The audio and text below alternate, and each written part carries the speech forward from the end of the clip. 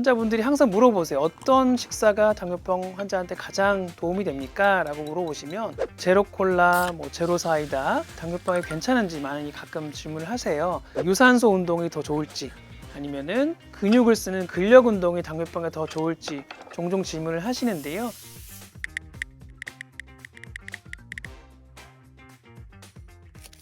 안녕하십니까? 저는 서울 아산병원 내부민외과에서 주로 당뇨병 관련 진료를 하고 있는 정창희라고 합니다.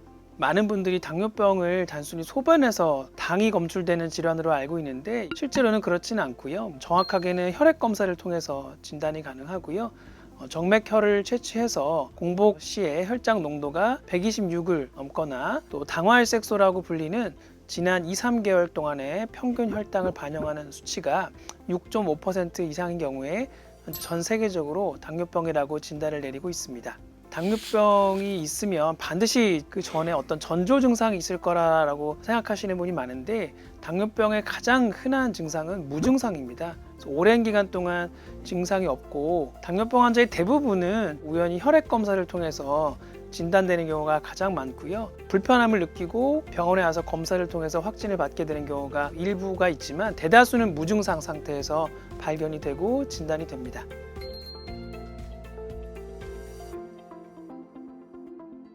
자, 그럼 당뇨병을 진단받은 환자분들이 당뇨병을 진단받은 이후에 어떤 것들을 주의하고 피해야 하는지 제가 지금부터 말씀드리도록 하겠습니다.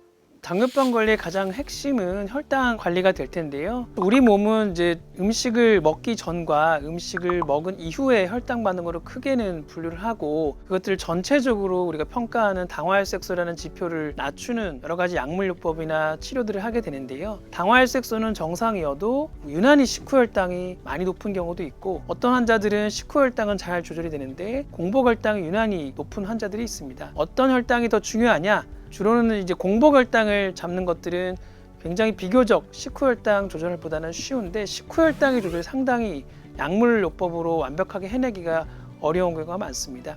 최근에는 이런 식전 혈당과 식후 혈당 간의 변동성 혹은 식후 혈당 스파이크 이런 것들이 당뇨병 합병증 발생에 더 좋지 않은 영향을 끼친다고 해서 좀 더 가급적이면은 이런 변동성을 줄여주려는 치료 전략들이 굉장히 중요하다라고 정리가 가능하겠습니다. 환자분들이 혈당 관리를 잘 하기 위해서 가장 중요한 것은 자기 혈당 수준에 맞는 약물 치료를 지속적으로 유지하는 것이고요. 향후에 약물 치료가 늘어나는 것들을 방지하고 당뇨병의 자연 검사를 조금 늦추기 위해서 환자분들이 지내면서 할 수 있는 여러 가지 생활 습관의 변화, 즉 적절한 식단과 운동요법을 병행하는 것들이 가장 기본적인 치료 방법이라고 말씀드릴 수 있을 것 같습니다. 당뇨병의 약물 치료는 크게는 이제 경구 약물 치료가 있겠고 두 번째는 이제 주사 치료가 있을 텐데요. 주사제라고 말을 하면은 다 인슐린이다라고 오해하시는 경우가 많은데 최근에 주사제들은 인슐린이 아닌 주사제들도 점차 많이 개발이 되고 있고요.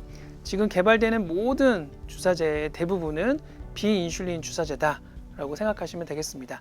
당뇨병 치료의 가장 중요한 것들은 꾸준한 약물 치료이고 자기에게 적절한 약물을 주치의로부터 처방을 받아서 꾸준하게 유지하시는 것인데 환자분들의 주치의는 환자분들의 평소 생활 습관이나 혈당 조절 상태에 맞춰가지고 약물 치료를 한 건데 평소에 하지 않던 어떤 생활의 패턴, 즉 끼니가 자주 걸러진다거나 평소에 하지 않던 과도한 육체적 활동이 생겼을 때 이런 경우에는 일부 약제에서는 부작용이 나타날 수가 있기 때문에 어떤 생활의 변화가 있을 경우에는 꼭 주치의 선생님이랑 얘기를 하셔가지고 약물법의 조정을 미리 받는다든지 이런 주의가 반드시 필요하겠습니다.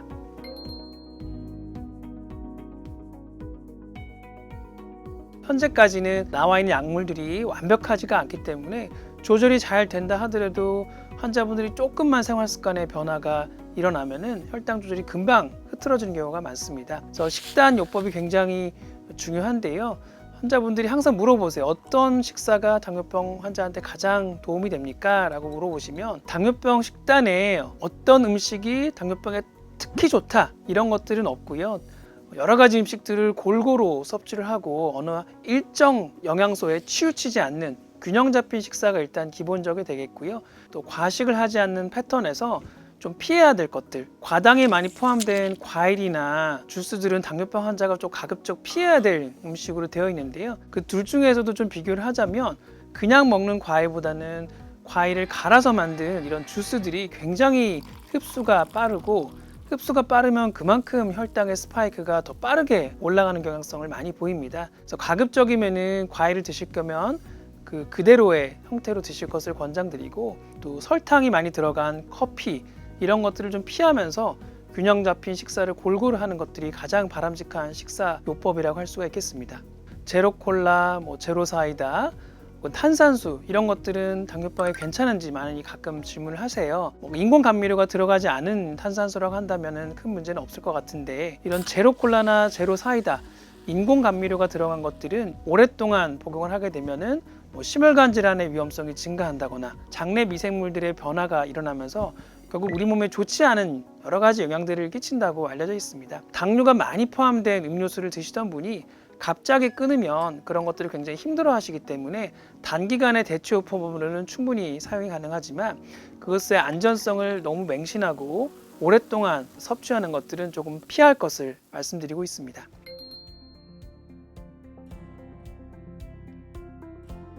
네, 환자분들이 운동에도 관심이 많으셔가지고 유산소 운동이 더 좋을지 아니면은 근육을 쓰는 근력 운동이 당뇨병에 더 좋을지 종종 질문을 하시는데요.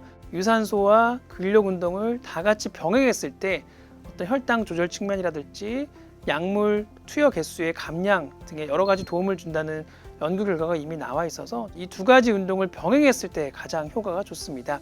조깅 이런 것들도 중요하지만 가급적 중간중간에 근력, 특히나 큰 근육들을 쓸 수 있는 근력 운동들을 병행하시면은 우리 몸의 인슐린에 대한 감수성, 즉 약이 좀 더 잘 듣게 되고, 인슐린을 맞던 분들이 인슐린 용량도 줄어들게 되고, 여러 가지 이점들이 보고된 바가 있어서 가급적이면은 유산소와 근력 운동을 적절하게 병행하실 것을 추천드리고요.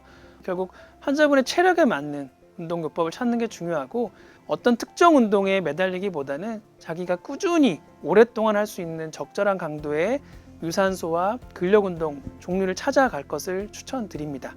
일부 환자분들이 굉장히 평소에 운동도 많이 해왔고 지금도 많이 하고 있기 때문에 약물 치료가 필요 없다라고 말씀하시는 분이 계신데요.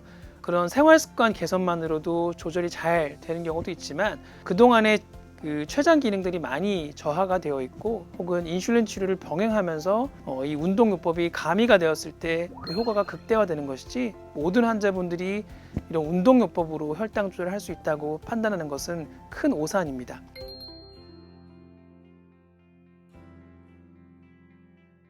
앞으로 당뇨병에 걸리지 않을까라고 우려를 많이 하시고 어떻게 하면 예방에 도움이 될지 질문하시는 경우가 있는데요. 이런 것들 다 연구가 이미 오래전부터 되어 있고요.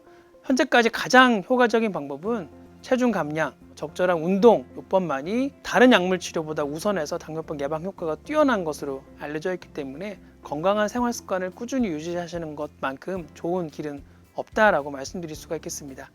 당뇨병 관리에 왕도는 없습니다.